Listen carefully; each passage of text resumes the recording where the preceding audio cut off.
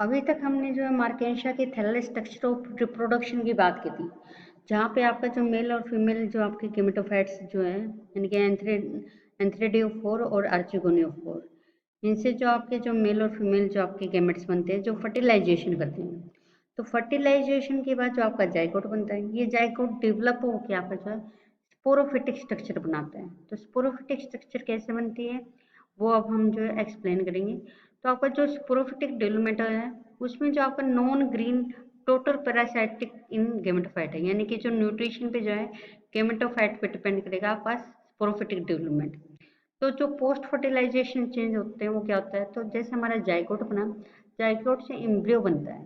Embryo जो है दो पार्ट में डिवाइड होता है, हाइपोबेसल सेल और एपीबेसल सेल्स। तो हाइपोबेसल सेल जो आपकी फुटोसिटा बनाएंगे, जबकि एपीबेसल सेल जो आपका कैप्सूल बनाता है। इसमें एपीबेसल सेल्स में जो होते हैं आपके आर्चोस्पोरियम होते हैं, जो आपकी स्पोर मदर सेल और इलेटर मदर सेल्स जो है प्रोड्यूस करते हैं। इलेटर मदर सेल से आपके इलेटर बनते हैं, जबकि स्पोर मदर सेल से आपकी जो है एपिथीशियम और एंडोथीशियम लेयर बनती है। एंडोथीशियम आपका कैप्सूल बनाती है, जबकि एम्पीथीशियम जो आपकी कैप्सूल वॉल बनाती है। पेरिगाइनियम जो है आपकी फॉर्म करती है perianth around the sporogonium.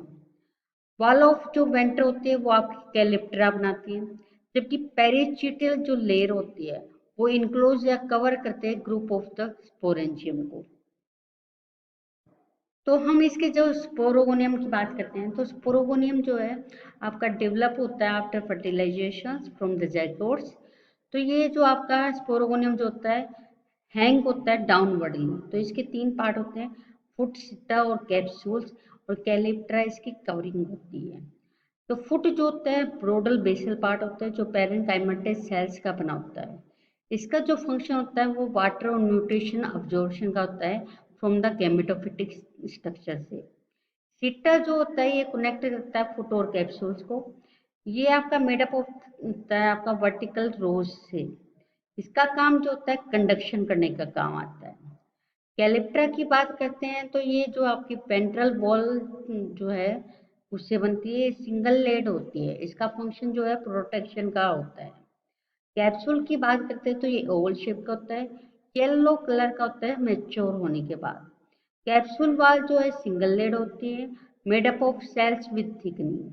Elater की अगर हम बात करते हैं तो ये long narrow cylindrical cells with tapering और पॉइंटेड एंड होते हैं और स्पिंडल शेप होते हैं। ये स्टेराइल सेल्स होते हैं जिसमें आपकी स्पाइरल थिकनिंग प्रेजेंट होती है। हाइग्रोस्कोपिक इन नेचर होते हैं, यानी कि ये कोयल होते हैं जब ड्राई हो जाते हैं, और अनकोयल होते हैं जब ये मॉइस्ट होते हैं, यानी कि वाटर जो ऑब्जर्व करते हैं। तो इनका काम जो होता है डिस्पर्सल और स्पोर में ये काम आते हैं। स्पोर्स की अगर हम बात करते हैं तो ये स्मॉल पोर्स जो होते हैं स्मॉल होते हैं, पेरिफेरल स्फेरिकल शेप के होते हैं, ब्राउन कलर के होते हैं और हैप्लॉइड इन नेचर होते हैं। इनका साइज जो है 12 से 30 माइक्रोमीटर होता है। एवरेज स्पोर्स की बात करते हैं तो पर कैप्सूल जो है करीबन 3 लाख के करीब जो आपके स्पोर्स प्रेजेंट होते हैं। वॉल इसकी थिक वॉल होती है, एक्साइन एक्जोस्पोर जिसे हम बोलते हैं, आउटर थिक स्मूथ और रेटिकुलेट होती है। इंटाइन जिसे हम एंडोस्पोर भी कहते हैं, ये इनर होते थिन होते स्मूथ लेयर ऑफ सेलुलोज की बनी होती है। साइटोप्लाज्म जो होता है स्टोर करता है फूड को होम टू स्टार्च ग्रे। तो ये आपका जो स्पोरोफाइट का जो आपका डायग्राम है, तो इसमें जैसे मैंने कहा कि इसके तीन पार्ट है, that is the foot, this one is सीटा, और this is the round shape Oval shape भी आपका कैप्सूल्स है। ये आपकी जो आउटर लेयर है दैट इज द कैलिप्ट्रा, जो इसकी प्रोटेक्शन करने के काम आती है। ये आपकी जो पेरिचिटल लेयर कह सकते हैं हम इसको, ठीक है। तो ये दोनों का काम होता है प्रोटेक्शन करने का। ये आपके जो लेंथ में दिख रहे हैं दीज आर द इलेटर्स, छोटे छोटे ये आपके स्पोर्स दिख रहे हैं, ठीक है। तो हम जो फुट का काम हो गया वो वाटर अब्जॉर्प्शन न्यूट्रिशन का हो गया।